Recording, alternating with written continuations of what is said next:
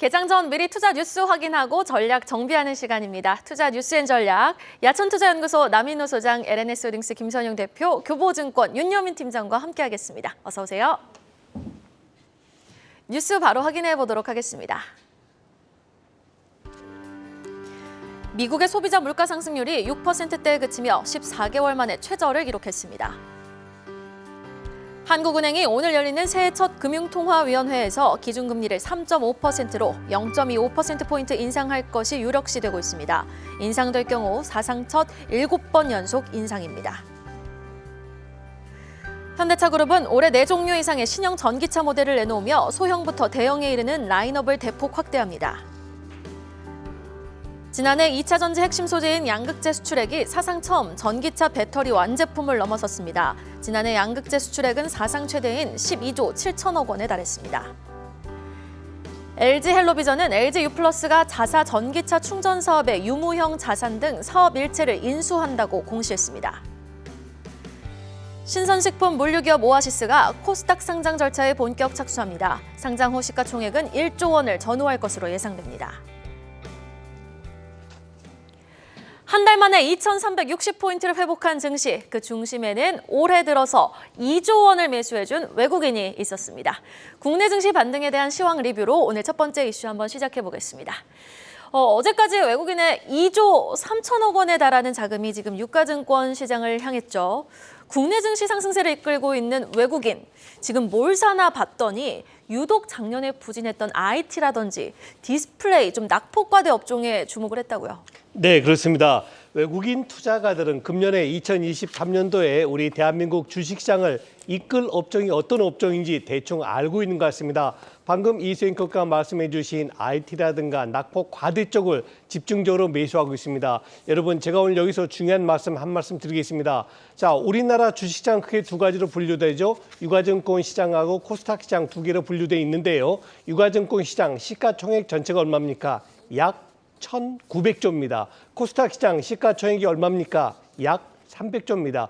두 시장을 합치면 상장 시장은 우리는 약 2,200조 원 정도 시가총액을 가진 국가다라고 보시면 되겠고요. 이 중에서 외국인 투자가들이 가지고 있는 비중이 얼마냐? 작년도 기준하면 30.78, 즉 30%였습니다. 2,200조의 30%는 660조가 되겠죠. 그런데 금년 1월 달, 아직 뭐 중순밖에 안 됐습니다만 금년 1월 달에 외국인들이 매수를 함으로써 매수 규모가 비중이 더 늘렸는데요. 31%로 늘어났습니다. 그래서 지금 대한민국 2,200조 주식 중에서 약 680조 원이 외국인 투자가들의 주식이다라고 보시면 되고요. 왜 제가 이렇게 처음부터 길게 얘기하느냐?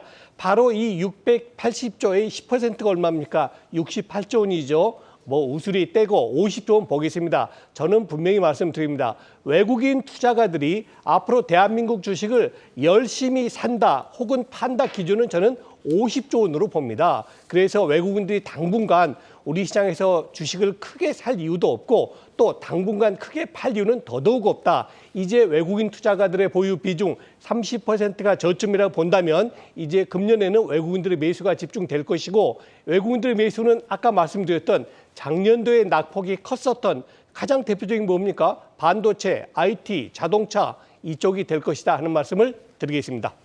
네, 지금 보면 LG 디스플레이의 외국인 지분, 또 삼성전기, SKC, 일진 머티리얼즈 같은 유독 작년에 주가가 부진했던 종목들의 외국인의 지분율이 높아지는 건 확인할 수 있었는데요.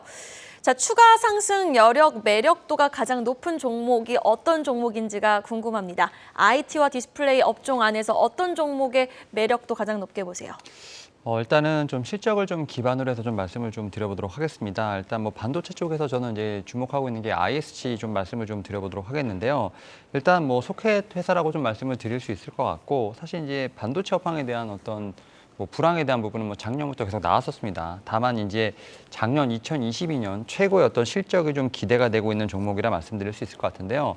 특히 작년에 3분기 누적으로 했을 때 매출이 한 1,450억, 영업이익이 한 540억 정도 되는데 이 수치는 이미 2021년을 넘어섰다라고 볼 수 있을 것 같습니다. 뭐 여기에 이제 이제 작년 4분기죠. 이제 매출액은 한 450억, 그다음 영업이익 140억 정도가 좀 추정이 되는데 영업이익 측면에서는 2021년 대비했을 때 2022년은 거의 2배 이상 급증했다 볼 수 있을 것 같고 특히 이제 DDR5 관련된 쪽에서 지금 소식이 나오고 있지 않습니까? 이와 관련돼서 분명히 이제 좀 하이엔드급으로 해서 메모리 쪽 소켓 매출 비중이 높아지지 않을까라는 생각을 하고 있고 비메모리 쪽에서도 지금 이제 CPU 관련된 소켓이 나올 것으로 보이고 있기 때문에 올해도 좀 성장이 기대되는 종목이라 말씀드릴 수 있을 것 같습니다. 그리고 이제 두 번째로 이제 말씀드릴 종목은 약간 좀 XR 기기 쪽과 좀 관련 있는 하이비전 시스템 한번 좀 말씀을 드려보도록 하겠는데요. 이제 이 애플의 XR기 관련돼서 이제 계속 뉴스가 나오고 있죠. 이제 빠르면 3월부터 시작을 해서 스펙에 관련된 부분들이 나올 것으로 보이고 있고 좀 출시에 대한 부분들이 앞당겨질 것으로 보이고 있는데 특히 동사 같은 경우는 XR향 이제 신규 검사 장비 납품 예정으로서 제가 볼 때는 수혜가 예상된다 볼 수 있을 것 같습니다. 특히 이제 이 TOF라고 하는 이제 비행시간 거리 측정 관련된 모듈이 좀 적용되어 있는 부분이 있기 때문에 이와 관련된 검사 장비 분명히 좀 납품을 할 것으로 예상이 되고 있고 특히 이 회사 같은 경우도 실적이 상당히 좋다라고 볼 수 있을 것 같습니다. 특히 이제 작년 4분기 연결 기준으로 했을 때 영업이익이 한 134억 정도가 좀 예상이 되는데 전년 동기 대비 거의 이제 200% 이상 증가한 수치이기 때문에 사실은 좀 실적과 관련된 부분에서도 제가 볼 땐 좀 충분히 상승할 수 있는 종목이라 말씀드릴 수 있을 것 같습니다. 다만 이 회사 같은 경우도 CS 2023 관련돼서 좀 거론이 됐었습니다만 거의 좀 오른 게 없는 부분이 있기 때문에 오히려 이제 하방보다는 좀 업사이드를 좀 보면서 이 종목에 대한 어떤 좀 제가 볼 때는 관심을 가져야 되지 않을까 생각하고 있습니다. 반도체 소켓 관련 종목 ISC 그리고 XR 관련 종목으로 묶이는 하이비전 시스템 추가 상승 여력 진단해 주셨습니다. 자, 이렇게 외국인이 주목하는 낙폭 과대 IT 디스플레이 업종을 리뷰했다면요. 올 들어서 기관과 외국인의 투자가 모두 사자시로 전환된 큰 손들이 올라탄 바로 자동차주까지 이야기 이어서 나눠보도록 하겠습니다. 역사적 저점에 근접한 자동차주들의 밸류에이션 매력도 때문일까요? 자동차주들도 연말 연초 분위기가 완전히 상반됐습니다. 투심 살아나고 있는 거 맞죠? 네, 그렇습니다. 시청자 여러분, 여러분들은 금년의 2023년도 장의 특징을 두 가지만 꼽아보세요 하면 어떤 거 얘기하시겠습니까? 저는 바로 이 두 개를 말씀드리겠습니다. 1번, 원화 강세. 2번, 낙폭 가대주의 부상. 이렇게 정리하겠습니다. 자, 아시는 것처럼 1,400원대 중반에 있던 원화가 어제 얼마까지 갔습니까? 1,200원대 초반까지 내려왔습니다. 제가 봐서 큰 이변이 없다면 어쩌면 금년 상반기에 우리는 1,100원대의 원화를 볼 수도 있습니다. 늦어도 하반기에는 1,100원대까지 갈 걸로 기대를 하고 있고요. 자, 두 번째 특징이 뭡니까? 작년에 워낙 시장도 어려웠습니다만 낙폭이 컸던 업종군들이 대거 부상하기 시작했습니다. 가장 대표적인 게 반도체가 되겠죠. 두 번째 뭡니까? 네카. 그렇죠. 네이버, 카카오가 지금은 부상되고 있습니다. 마지막 세 번째로 꼽으라면 뭘 꼽을까요? 바로 자동차와 자동차 관련주가 되겠습니다. 지금 해수앵커도 얘기하셨습니다만 현대차, 기아, 금년 들어 외국인과 기관 투자가들이 꾸준하게 매수하고 있습니다. 종합주가지수가 5% 오른 데 반해서 현대차는 10%가 올랐고요. 기아 같은 경우도 7% 상승을 보였습니다. 왜 이렇게 오를까요? 전 세 가지로 정리합니다. 1번, 미국 IRA가 우리의 만족스러운 조건으로 바뀌진 않았으나 그래도 무언가 조금씩 개선되는 움직임이 나오고 있다고 말씀드리겠고요. 두 번째로는 중국이 이제 보조금을 금년부터 중단합니다. 작년에 워낙 중국에서 현대차, 기아의 판매가 어려웠지 않습니까? 그런데 이제 중국이 1,100만 원 보조금을 중단한다면은 현대, 기아의 전기차하고 중국 전기차하고 한번 경쟁해볼 만합니다. 성능으로 봐서야 우리 현대차가 훨씬 앞선 것으로 믿고 있습니다. 자, 그리고 최근 들어 또 엊그제 말씀드렸지만 세계 3대 자동차 시장인 인도에서 넘버 2입니다. 아마 현대차가 금년에도 인도에서 좋은 판매를 한다면은 아마 세계에서 현대차의 위상은 더 커지지 않을까 기대하고요. 마지막 세 번째입니다. 가장 핵심이죠. 밸류에이션입니다. 말 그대로 아무리 업황이 어렵고 아무리 여건이 힘들다 할지라도 그 기업의 근본적인 가치가 있는 거 아니겠습니까? PBR로 볼 때 주가 대비해서 자산 가치로 볼 때 현대차는 0.59, 기아는 0.6입니다. 이건 말도 안 되는 숫자입니다. 해외 유수의 어떤 자동차 보면 적게는 1, 많게는 2까지 올라가는데 그걸로 비교한다면 지금 현대차 16만 원대, 기아차 7만 원대 이건 너무나 저평가돼 있다. 그래서 저는 현대차의 목표 가격을 본다면은 뭐 20만 원까지 가야 되겠습니다만 단기적으로도 일단 18만 원대까지 올라가는 것이 정상적이 아닌가라고 말씀드리겠습니다.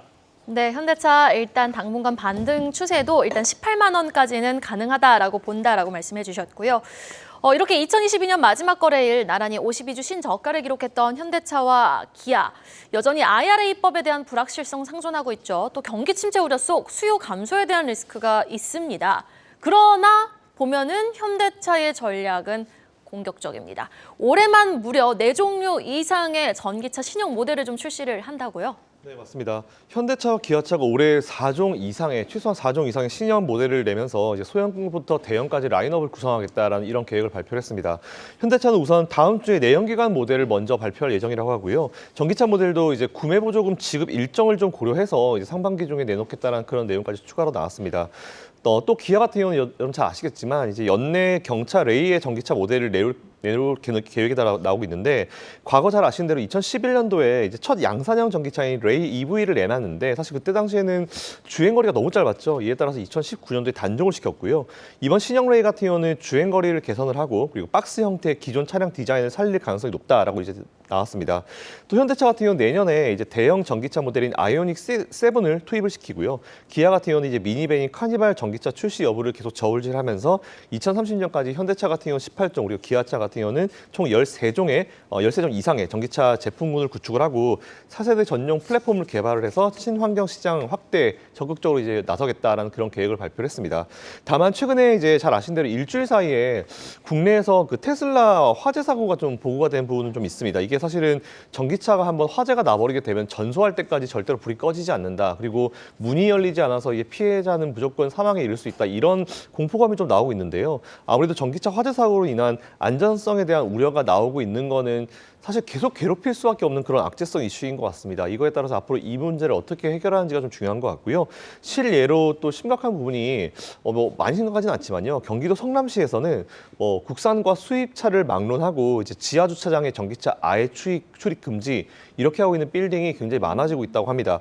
아무래도 불안감이 좀 많이 커지고 있다는 거죠. 전기차 한 대 불나버리면 나머지가 다 전소가 될 수 있는 그런 부분이기 때문에 이렇게 되면은 이런 문제가 좀 많아지게 되면 자칫 보험사까지 또 문제가 될 수 있기 때문에 어쨌든 전기차 신뢰도까지 좀 문제가 될 수 있는 이런 이슈들은 아무래도 전기차 관련 업체들이 풀어야 될 문제라고 판단을 합니다. 어쨌든 이에 대해서 그렇다 하더라도 전기차를 소유하고 전기차를 가지고 있음에 대한 어떤 메리트가 크기 때문에 이 부분 잘 참고하셔가지고 투자를 이어가 보시면 좋을 것 같다라는 의견 드리겠습니다. 시장은 분명히 성장하고 있고 확장하고 있음은 분명한데 일단 그 과정이 조금 녹록치는 않죠. 뭐 화재 사고라든지 뭐 일단 모든 과정이 하나의 지금 시장 확정이 돼가는 그런 부분인 것 같습니다. 자, 이렇게 친환경차 시장 주도권 확보에 공격적인 행보를 예고한 현대차.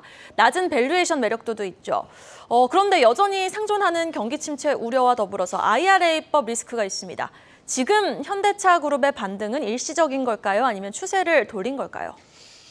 일단은 저는 좀 추세를 돌렸다라고는 생각을 합니다만 좀 앞에서 말씀하셨던 것처럼 여러 가지 좀 이제 잠재적인 요소가 있는 부분이 있기 때문에 오히려 이제 대형주를 보유하신 분들 같은 경우는 지금 현재 상황에서는 좀 이제 추가 매수나 혹은 뭐 신규 매수를 한다 하더라도 조금은 좀 시간을 기다려야 되지 않을까 좀 생각을 하면서 오히려 밑에 단에 있는 혹은 뭐 좀 시각을 좀 달리 돌리는 어떤 그러한 제가 볼 땐 투자 매매가 필요하지 않을까 좀 생각을 하는데 일단 뭐 전기차 관련된 얘기가 나오게 되면 항상 따라오는 게 2차 전지가 아닐까 좀 생각을 하고 있고 전기차에 대한 어떤 투자보다도 좀 2차 전지의 매력은 여전히 좀 높지 않을까라는 생각을 하고 있습니다. 뭐 그런 측면에서 뭐 양극재 대장주로 할 수 있는 뭐 에코프로 BM 한번 좀 말씀을 드려보도록 하겠는데 결국은 이제 증설이 꼴 뭐 추가적인 매출, 약간 이런 선순환이 계속 돌고 있는 좀 2차 전지 섹터라 볼 수 있을 것 같고 특히 에코프로 BM 같은 경우는 이제 지난해 지금 매출이 거의 5조 3천억 정도가 나오면서 에코프로 그룹 중에서 거의 이제 탑을 차지할 정도로 상당히 좀 아웃퍼폼을 했다 볼 수 있을 것 같습니다. 특히 이제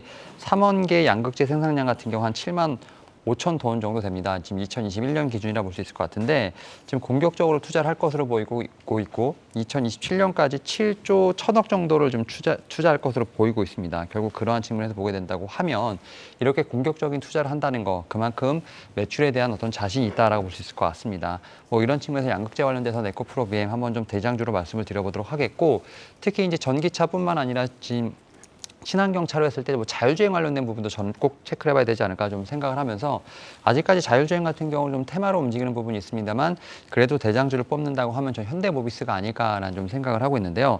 일단 현대모비스 실적 상당히 좋습니다. 특히 이제 작년 4분기 좀 흑자 전환에 대한 부분 분명히 기대되고 있습니다. 1분기부터 3분기까지는 모듈 부분에 좀 적자가 좀 지속됐던 부분이 있었는데 여기 모듈 부분에 관련돼서 좀 흑자가 전환이 되면서 그래도 영업이익 한 6,300억 정도를 좀 기록을 하지 않을까라는 좀 생각을 하고 있고 특히 이제 올해 현대차 그룹이 그 레벨 3 부분 자율 주행 기능을 좀 탑재를 하면서 올해 이제 신형 G90 그다음에 기아의 EV9이 좀 나올 것으로 보이고 있는데 여기 아무래도 이제 이런 시스템이 들어가지 않을까 좀 생각을 하고 있습니다. 특히 현대모비스 같은 경우는 지금 전장 부품군을 좀 담당을 하고 있는데 그 중에서도 뭐 각종 센서라든지 그다음에 통합 제어기 뭐 소프트웨어 영역에서는 어떻게 보면 차세대 먹거리를 개발하고 있는 부분이 있기 때문에 저는 이제 전기차 관련된 부분에서 분명히 전기차 관련된 쪽에 대한 어떤 투자를 하시는 것도 좋겠지만 그 밑에 단에는 뭐 2차 전지 혹은 뭐 자율주행 관련된 쪽으로도 시각을 한번 넓혀보시면 어떨까라고 좀 생각을 하고 있습니다. 네, 2차 전지 관련주 에코프로비엠과 또 현대모비스, 현대차그룹주 안에서는 현대모비스의 상승 여력을 가장 높게 평가해 주셨습니다. 이어서 밤사이 나온 기업 이슈 하나씩 확인해 보도록 하죠. 먼저 전기차 충전 관련 소식입니다. LG 헬로비전, 작년부터 전기차 충전 사업을 본격화하면서 관련 뉴스 플로우가 나올 때마다 한 번씩 반응을 해주고 있는 종목이죠. 그런데 LG 헬로비전, 이 충전 사업을 LG U+에 넘겼다고요. 네, LG 헬로비전은 뭐 좋은 소식도 있고 나쁜 소식도 있는데요. 뭐 한 가지씩 좀 설명을 드리도록 하겠습니다. 뭐 일단 말씀하신 대로 LG 헬로비전이 전기차 충전 사업을 LG U+ 쪽에 넘겼다는 그런 소식이 좀 나왔습니다. 일단 그 소식 전에 이제 LG U+가 며칠 전에 이제 고객 정보 18만 명의 정보가 유출됐다라는 그런 내용도 나왔었는데 뭐 수사를 의뢰했다고 하죠. 뭐 근데 사실 당일 발표됐던 그 인원보다 훨씬 더 많은 이제 유출 항목이 있었던 것으로 이제 파악이 됐습니다. 이 부분은 좀 분명히 LG U+ 쪽의 악재성 이슈가 될 수 있는 부분이고요. 어쨌든 위와 같은 악재성 소식 말고 또 알고 계셔야 될 것이 있는데 두 기업은 이제 어제 전기차 충전 사업과 관련된 영업 양수도 계약을 체결을 했습니다. 일단 양도대상 같은 경우는 전기차 충전 사업의 유무형자산 등 사업 일체 그리고 양도 금액은 37억 정도. 사실 그렇게 크게 이제 스케일이 엄청난 큰 사업은 아니죠. 이 계약과 관련해서 이제 LG 헬로비전은 선택과 집중을 위한 사업 포트폴리오 재편이다라고 설명했고요. 사실 이 설명 너무 당연한 설명이고요.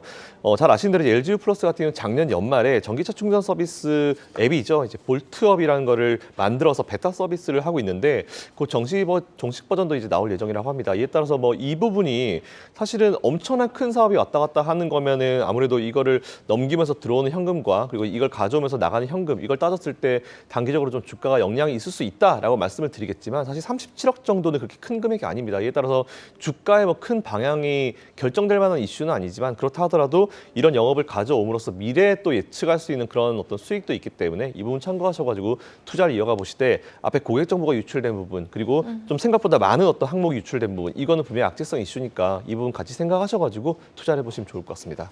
네, 이렇게 미래 수익성에 좀 베팅을 해본 LG U+.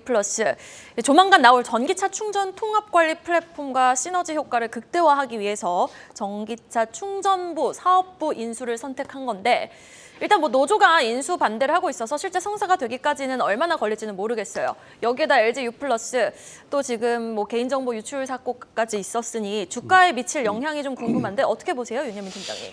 네, 일단 LG U+ 이제 악재와 호재가 좀 같이 나오는 상황인데 지금 뭐 수급을 보시면 알겠지만 계속해서 좀 매도 행렬이 좀 이어지고 있는 상황이라 볼 수 있을 것 같은데 일단 기본적으로 실적은 좀 좋게 나왔다라고 생각이 듭니다. 특히 이제 작년 4분기 실적을 보게 된다고 하면 연간 영업이익은 1조 원대가 좀 분명히 달성 가능한 부분이라고 보실 수 있을 것 같습니다. 특히 이제 영업이익 같은 경우 계속 좀 호실적이 이어진다라고 볼 수 있을 것 같고 특히 이제 유무선 통신 장비 쪽의 어떤 안정적인 성장이라든지 마케팅 비용이라든지 감가상각비가 좀 어느 정도 줄면서 비용의 효율화가 이루어지고 있는 부분이 있기 때문에 실적은 상당히 좀 안정적으로 가고 있다.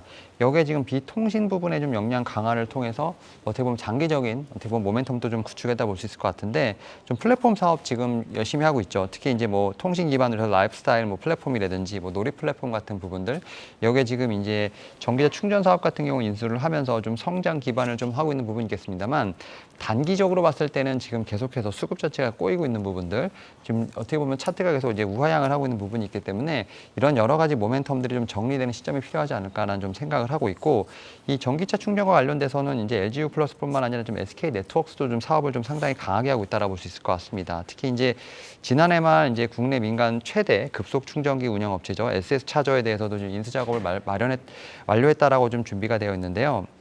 특히 SS 차저 같은 경우는 지금 현재 한 1,650개 전기차 급속 충전기를 좀 운영하고 있고 올해 상반기까지 이제 고속도로 휴게소라든지 도심에 한 150개 정도를 다시 한번 좀 추가적으로 구축할 것으로 보이고 있습니다. 특히 이제 SK 네트워크스 같은 경우는 지난해 초에 좀 투자한 전기차 완송 충전 업체죠. 에버원과 좀 시너지도 기대하고 있는 부분이 있기 때문에 특히 이제 SK 네트워크스도 좀 전기차 충전에서 강하게 좀 드라이브를 걸고 있습니다만 지금 이제 LG U+도 그렇고 SK 네트워크스도 그렇고 뭐 차트 자체가 좀 상당히 강한 차트는 아니라라고 생각이 들고 있고 오히려 좀 2차 전지라든지 전기차 쪽에서의 어떤 순환매가 아직까지는 전기차 쪽의 어떤 충전 사업 쪽 이런 좀 파트까지는 내려오지 않는 것 같습니다. 이에 따라서는 그냥 관심주로만 좀 체크해 보시는 게 어떨까라고 좀 말씀을 드려보도록 하겠습니다. 네, 아직까지 그렇게 큰 에너지는 느껴지지 않고 있다. 일단은 관심 종목으로 체크해 볼 만한 기업은 SK 네트워크스 제시해 주셨습니다. 자, 한국항공우주산업이 2050년 매출 40조 원, 또 세계 7위 항공우주 기업으로 성장하겠다라는 비전을 선포했습니다.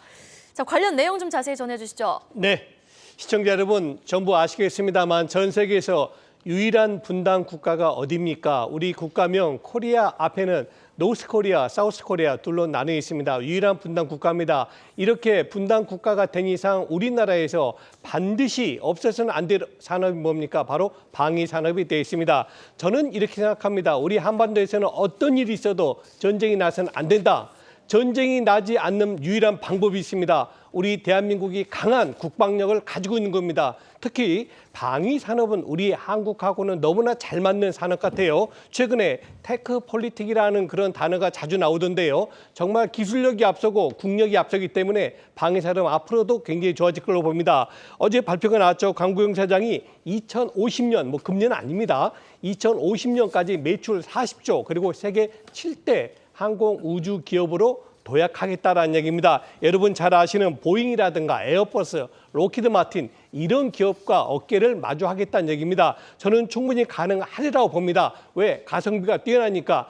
여기에 제가 한 말씀만 더 드리겠습니다. 여러분 한국 항공우주의 주주 관계 아십니까? 1대 주주가 수출입은행입니다. 2대 주주가 국민연금입니다. 이게 뭐죠? 한국항공우주는 지금 사기업이 아니고 공기업이란 얘기입니다. 그러면 언젠가는 사기업으로 바뀌겠죠? 쉽게 말하면 M&A의 가장 좋은 대상이 될 수 있다. 정말 지금 한국항공우주의 가격이라면 늘 관심을 가지셔도 될 종목이다. 이렇게 말씀을 드리겠습니다. 네, 한국항공우주 여전히 좀 가격적인 메리트도 있고 지금 1대 주주, 최대 주주와 2대 주주까지 좀 짚어주시면서 모멘텀, 매력적인 포인트를 짚어주셨는데 전반적으로 볼 때 윤여민 팀장님, 우주항공주 안에서 토픽 종목을 꼽는다면 어떤 종목이 있을까요? 저는 이제 뭐 계속 말씀드렸지만 하나에어로스페이스가 제가 볼 때는 뭐 우주항공 또 특히 이제 방산 쪽에서는 일단 가장 대장주가 아닐까 좀 생각을 하고 있는데 최근에 지금 하나그룹 자체가 이제 좀 구조에 있어서 상당히 좀 많은 부분을 좀 신경을 쓰고 있다라고 볼 수 있을 것 같습니다. 특히 이제 하나에어로스페이스가 지금 이제 주 하나 방산 부분을 지금 흡수 합병한다고 좀 공시가 나왔습니다. 결국 이러다 보니까 이 하나그룹 자체에서 주 하나를 좀 필두로 해서 하나에어로스페이스, 하나시스템, 하나방산으로 이루어지는 좀 일원화 구조를 좀 구축을 하고 있다라고 볼 수 있을 것 같습니다. 결국 여기에다가 지금 이제 대우조선해양에 대한 부분까지 지금 인수가 좀 들어가고 있는 상황이기 때문에 결국 이렇게 된다고 하면 우리가 흔히 말하는 육해공에 대한 부분들이 다 하나 에어로스페이스로 좀 모이지 않을까라는 좀 생각을 하고 있고요. 그러한 측면에서 완벽한 하나그룹에서는 좀 방산에 있어서 상당히 좀 좋은 회사가 되지 않을까라는 좀 생각을 하고 있고 그리고 두 번째로 또 이제 현대로템도 지금 상당히 떠오르는 방산 회사 중에 하나가 아닐까라는 좀 생각을 하고 있습니다. 지금 뭐 K2 전차 뭐 수출 계속해서 얘기가 나오고 있고 특히 이제 폴란드에 이어서 지금 뭐 노르웨이라든지 유럽 국가로서 제가 볼 때는 관심이 좀 높아지고 있는 상황이라 볼 수 있을 것 같습니다. 여기에 또 현대로템 같은 경우는 수소 생태계 확장에 대해서 노력을 좀 보이고 있는 부분이 있기 때문에 약간 친환경 쪽하고도 분명히 좀 연결이 돼 있다라고 볼 수 있을 것 같습니다. 이에 따라서 사실은 뭐 우주항공, 뭐 방산 이런 관련된 부분들, 특히 이런 쪽에서 봤을 때 제가 말씀드렸던 하나그룹, 그다음에 현대로템 같은 경우는 지금 이제 한국항공우주와 좀 같이 봐야 할 종목이 아닐까 좀 생각을 하고 있습니다. 네, 향후 한국항공우주와 함께 좀 그 우주 산업과 같이 지켜볼 만한 방산 종목들을 좀 픽해 주셨고요. 긍정적인 추가 상승 여력 한번 기대해 보도록 하겠습니다. 마지막 이슈 확인해 보시죠. 신선식품 유통기업 오아시스 마켓이 마켓컬리보다 먼저 상장을 추진한다고 합니다. 그럼 이커머스 1호 상장사가 될 것 같은데 어떤 내용인지 좀 구체적으로 전해주실까요? 네, 말씀하신 대로 모두가 다 사실 컬리가 먼저 상장을 할 거라고 생각했는데 컬리가 사실 상장을 한번 이제 뒤집었죠. 뒤집고 나서 이제 오아시스 마켓이 상장을 진행하고 있습니다. 2월달 코스닥 시장 상장 예정으로 되어 있는데요. 뭐 잘 아시는 대로 신선식품, 물류, 유통 테크 기업 선도 기업이죠. 이제 오아시스가 코스닥 상장 절차에 본격 착수했다는 그런 소식이 나왔습니다. 어제 금감원에 증권신고서 제출했고요. 코스닥 상장 절차를 시작을 했는데 일단은 공모는 523만 6천 주 공모. 고요. 예전가는 3,500원에서 39,500원. 그 총 공모 금액은 1,597억에서 2,068억 규모입니다. 일단 수요 예측이 2월 7일에서 8일 사이에 될 것 같고요. 2월 14일에서 15일 사이에 일반 청약을 하고 2월 중에 상장을 목표로 하고 있습니다. 일단 잘 아시는 대로 컬리랑 한번 비교를 한번 해볼게요. 일단 컬리 같은 경우는 잘 아시는 대로 영업이익이 지금 적자 폭이 늘어나고 있습니다. 근데 이제 이 오아시스 같은 경우는 영업이익이 오히려 흑자를 유지하고 있고 흑자 폭이 좀 늘어나고 있는 그런 상황이고요. 기업 가치 버블이 사실은 컬리가 좀 있었다 얘기가 좀 많았습니다. 처음에 상장할 때 4조 얘기하길래 저도 사실 컬리를 되게 많이 이용하고 나올 때 보니까 집에 또 컬리가 와 있더라고요. 근데 아무리 저희가 이용을 하고 좋아하는 기업이라 하더라도 4조라는 거는 이거 좀 많이 심한데? 라고 생각을 했는데 그 이후에 상황이 좀 안 좋아지면서 이 가치가 1조까지 떨어지면서 이제 거의 3분의 1 토막 이상이 나면서요. 좀 뭔가 분위기가 좀 애매해졌죠. 이에 따라서 컬리가 이제 상장을 포기를 하게 됐는데 사실 오아시스 마켓과 컬리를 딱 비교했을 때 제일 처음 보이는 거는 대표, 즉 이제 제일 높은 최대 주주의 어떤 지분율이다라고 보시면 될 것 같습니다. 컬리 같은 경우는 이제 김슬아 대표가 5.75% 정도 가지고 있는데 오아시스 마켓 같은 경우는 모회사인 지어서포트죠. 여기서 이제 52.17%라는 비중을 가지고 있습니다. 아무래도 이거는 투자자 입장을 봤을 때는 어디가 더 여러분들이 보시기엔 좀 안전해 보이는지 확인이 좀 되실 수 있을 것 같고요.